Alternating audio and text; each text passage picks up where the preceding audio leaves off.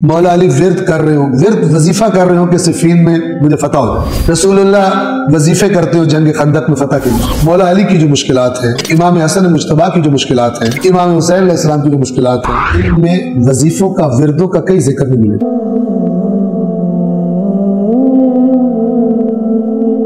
سوچنے کی آپ کو دعوت ہے، اور سوچنے سے ہی انسان پر اندھیرے چھٹتے ہیں۔ اللہ کے قرآن نے یہ فرمایا، اہل بیت نے یہ فرمایا کہ آپ کو رسول اللہ کی جو مشکلات ہیں، مولا علی کی جو مشکلات ہیں، امام حسن مجتبیٰ کی جو مشکلات ہیں، امام حسین علیہ السلام کی جو مشکلات ہیں، ان میں وظیفوں کا وردوں کا کئی ذکر نہیں ملے۔ غور کیجئے میری بات کہ مثلا مولا علی ورد کر رہے ہوں، ورد وظیفہ کر رہے ہوں کہ صفین میں مجھے فتح ہو جائے، رسول اللہ وظیفے کرتے ہو جنگ خندق میں فتح کے لیے، اصحاب کو وظیفہ بتایا۔ میرا مراد کیا ہے؟ صرف وظیفہ۔ اس کی بہت زیادہ ترویج ہوئی ہو اسلام کے شروع میں۔ ایک ثبوت اس کا یہ ہے کہ آپ کو قرآن میں نہیں ملے گا وظیفہ۔ توجہ کریں، میں کوئی وظیفے کا انکار نہیں کر رہا، تسبیح جو ہم پڑھتے ہیں نماز کے بعد وظیفہ ہے، کوئی شک نہیں، لیکن میں کیا کہنا چاہ رہا ہوں؟ میں کہنا چاہ رہا ہوں کہ یہ جو وظیفہ مائنس عمل، اس کی جو ابھی صورتحال ہے آج معاشرے میں، قطعاً نہیں تھی ایسی۔ یہ کب فائدہ مند ہے؟ اسی طرح جس طرح دعا ہوتی، اور دعا عمل کے ساتھ ہوتی۔ وظیفہ کیا ہوتا ہے؟ مثلا اللہ کی ذات کو بار بار اس کا کوئی صفاتی نام لینا، بار بار پکارنا۔